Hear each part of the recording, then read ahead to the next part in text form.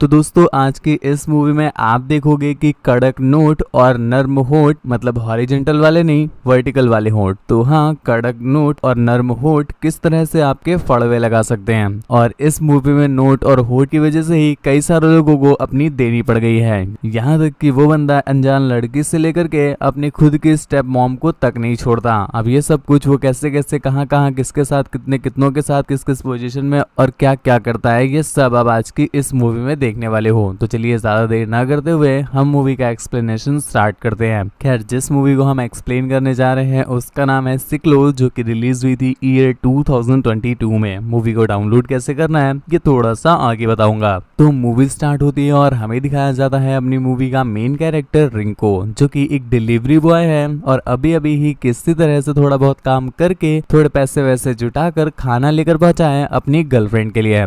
जिसके बाद रिंको अपनी जेब से छतरी निकालता है और अपनी गर्लफ्रेंड को बेड पे पटक देता है और छतरी पहनाने के बाद तो उसे झूला झूलाता है। जिसके बाद हम देखते हैं कि उनका ये झूला झूलू कार्यक्रम काफी देर तक चलता है। जिसके अगले दिन हम रिंको को देखते हैं जो कि अपनी नई जॉब के लिए इंटरव्यू देने गया है और यहाँ पर एक लेडी उसका इंटरव्यू लेती है और फाइनली वो अपनी जॉब में सेलेक्ट भी हो जाता है। जिसके बाद उसे उसकी सबसे पहली डिलीवरी मिलती है और जब बंदा डिलीवरी देने गया तो वहाँ पर वो लोग बंदे से बिल्कुल भी अच्छे से बात नहीं करते, बल्कि उससे डांट कर भगा देते हैं। और यहीं पर दूसरी तरफ हम देखते हैं उस घर के अंदर एक प्रीस्ट टाइप का फादर होता है जो कि अपनी वाइफ को अपने ही टूथपेस्ट से मंजन करा रहा होता है। यहाँ पर वो उसे मंजन कराते हुए प्राप्त हो रहे परम सुख में इतना ज्यादा विलीन हो जाता है कि उसे याद ही नहीं रहता कि नीचे इतने सारे लोग उसके घर में वेट कर रहे हैं उसकी बर्थडे पार्टी का। एक्चुअल में भाई साहब का आज बर्थडे है, नीचे सभी लोग केक खाने का वेट कर रहे हैं और ऊपर भैया जी अपनी ही वाइफ की मलाई खा रहे हैं। जिसके बाद ये दोनों ही नीचे आते हैं और पार्टी वगैरह सेलिब्रेट करते हैं। और यहीं पर मैं आपको फादर के बारे में भी कुछ बातें क्लियर कर दूं कि भैया जी का एक काफी अच्छा सा चर्च है जहां पर इनके लिए काफी अच्छा सा डोनेशन आता है, जिसके थ्रू ही इनकी कमाई होती है। भैया जी की पूरे शहर में अत्यधिक रिस्पेक्ट है और सभी लोग उन्हें बिल्कुल देव मानुष समझते हैं। और यहीं पर हमें दिखाया जाते हैं भैया जी के पिताजी, जी हाँ, ये भी उसी चर्च में कुछ सालों पहले तक फादर रहे थे और यहाँ पर वो खाली बैठे बैठे बस अपनी नौकरानियों को पकड़ करके अपने ही टूथब्रश से उन्हें मंजन कराते रहते हैं और ये सेम काम ये अभी भी कर रहे हैं। वो बंदा उनसे बाहर पार्टी में चलने के लिए बोलता है पर चच्चा की तो अंदर अलग ही पार्टी चल रही है तो इसलिए वो बाहर नहीं आते हैं। खैर, यहीं पर दूसरी तरफ हम एक समायरा नाम की लड़की देखते हैं जिसका एक छोटा सा कार एक्सीडेंट हो जाता है और जिस बंदे से उसका कार एक्सीडेंट हुआ था वो अपनी कार से निकल करके उसे धर गरियाने लगता है। और यहीं पर पास में हम रिंको को देखते हैं जो कि अपनी कोई डिलीवरी देने गया होगा, तो वो ये सीन देख करके बहुत ज्यादा गुस्से में आ जाता है और वो उस बंदे को ही पकड़ के पेलने लग जाता है। खैर, कुछ देर के बाद मैटर सॉल्व हो जाता है और ये सभी लोग अपने अपने घर चले जाते हैं। जिसके अगले दिन हम देखते हैं रिंको को जो कि अपनी डिलीवरी देने आया था और यहाँ पर वो कोइंसिडेंटली कहीं और नहीं बल्कि समायरा के घर में ही पहुंच जाता है, जहाँ पर समायरा उसे अंदर लेती है, मतलब घर के, और डिलीवरी लेने के बाद उसे काफी ज्यादा टिप देती है। उसी रात हम फादर को देखते हैं जो कि समायरा के घर पर आया हुआ था। जिसके बाद रात में समायरा उसे अपनी फैसिलिटीज देती है। जिसके अगले दिन एक बार फिर से रिंको उसके घर आता है क्योंकि उसका कोई दूसरा पार्सल था। समायरा काफी ज्यादा कंफ्यूज होती है और उससे पूछती है कि सारे के सारे पार्सल तुम ही लेकर क्यों आते हो।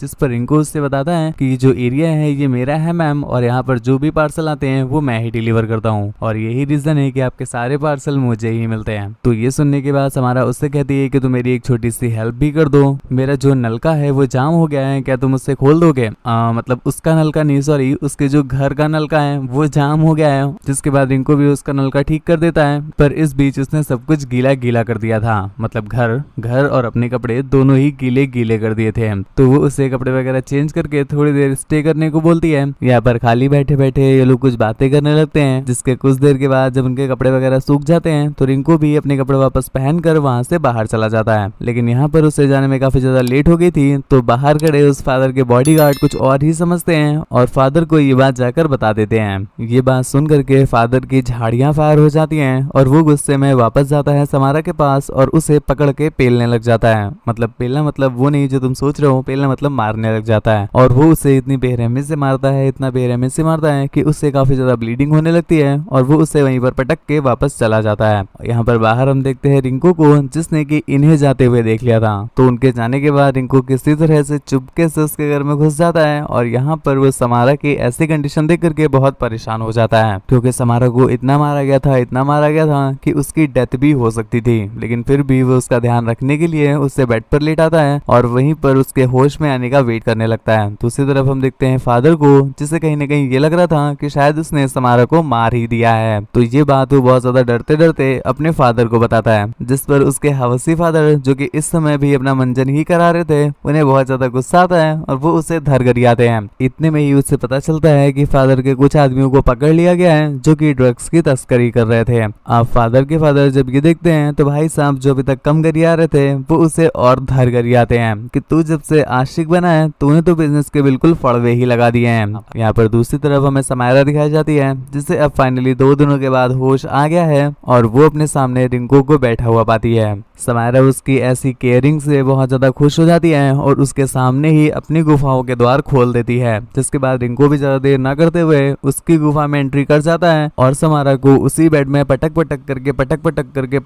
करके ठोक देता है। और यहाँ पर वो बातों ही बातों में उससे कहता है कि एक न एक दिन देखना मैं तुम्हें आजाद कर दूंगा यहाँ से, जिसके बाद वो बंदा उसे अपने साथ ले जाता है। यहीं पर दूसरी तरफ हम देखते हैं उसी फादर की वाइफ को, जो कि जब वापस आती है अपने रूम में तो उसने देखा कि फादर ने सुसाइड कर ली है। ये देख करके उसकी फटके 4 हो जाती है। खैर इसके बाद उसका फ्यूनरल वगैरह किया जाता है। और यहीं पर दूसरी तरफ हमें रिंकू और समायरा दिखाए जाते हैं, जो कि वहां से निकल करके अब काफी दूर आ गए थे। अब काफी दूर जाने के बाद उनका भी ठोका ठाकी का मन करने लगता है। तो एक जंगल में एक कोफ्ता ढूंढने के बाद रिंकू समायरा को अपने ऊपर बैठाल करके अपनी घोड़ा गाड़ी चलवाने लगता है। इतने में ही कोई पीछे से समायरा को हिट करता है और जब उसकी आंख खुलती है तो वो अपने सामने रिंकू को देखती है, जो कि एक लेडी के साथ वहां पर बैठा हुआ था। और दोस्तों यहाँ पर हमें पता चलता है कि ये जो लेडी है ये कोई और नहीं बल्कि उसी फादर की मॉम है। और यहाँ पर आंटी पूरा का पूरा गेम हमें क्लियर करके समझाती है कि एक्चुअल में ये जितनी भी आशिकी अभी तक हुई है ये सारी प्लान्ड थी और यहाँ पर रिंकू जानबूझकर उनके घर में भेजा गया था।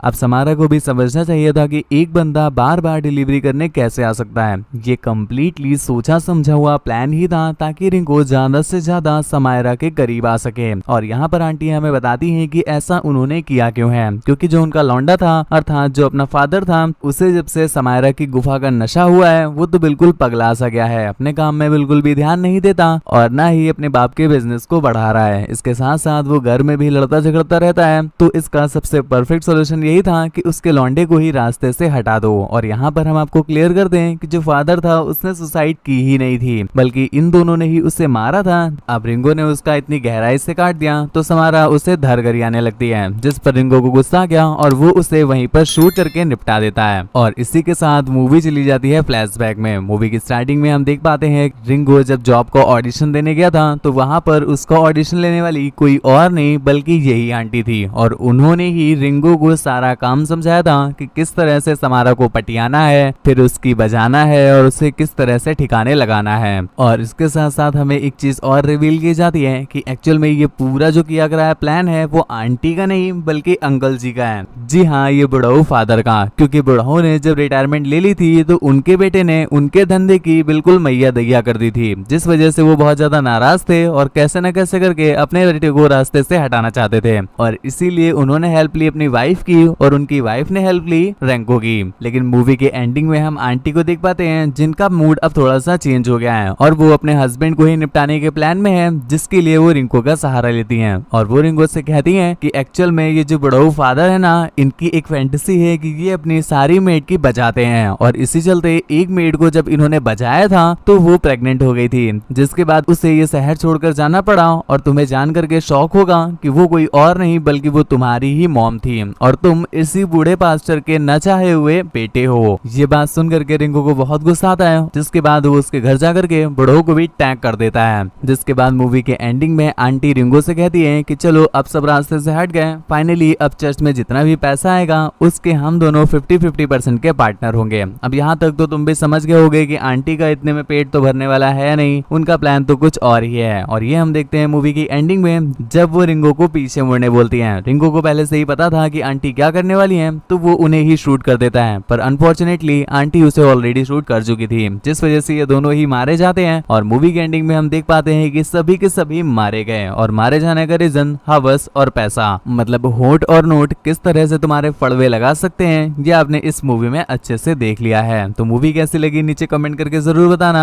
ऐसी ही और भी ज्यादा तगड़ी मूवीज के लिए हमारे चैनल को सब्सक्राइब करना बिल्कुल भी ना भूलें। और यदि वीडियोस और भी ज्यादा चाहिए हो तो हमारे सेकंड चैनल को सब्सक्राइब कर लो, उसका लिंक तुम्हें नीचे डिस्क्रिप्शन में मिल जाएगा। मेरी फ्रेंड के चैनल को सब्सक्राइब करना बिल्कुल भी ना भूलें, वो आपके लिए ऐसी ही और भी ज्यादा तगड़ी तगड़ी मूवीज एक्सप्लेन करती है। मुझसे बात वगैरह करना चाहते हो या मुझे देखना चाहते हो तो मुझे इंस्टा पर फॉलो करके मैसेज कर सकते हो। मेरी इंस्टा आईडी है आपका शिवाय, जो कि आपको स्क्रीन पर दिख रही है, लिंक नीचे डिस्क्रिप्शन में दिया हुआ है। आप मूवी को डाउनलोड कैसे करना है तो वो भी सुन लो, नीचे जाओ डिस्क्रिप्शन में, वहां पर मेरे टेलीग्राम चैनल का लिंक दिया हुआ है, उस पर क्लिक करके उसे ज्वाइन कर लो और वहां पर आपको सभी मूवीज के सिंगल डाउनलोडिंग लिंक मिल जाएंगे। तो आज के लिए बस इतना ही। Thank you, bye bye, signing of.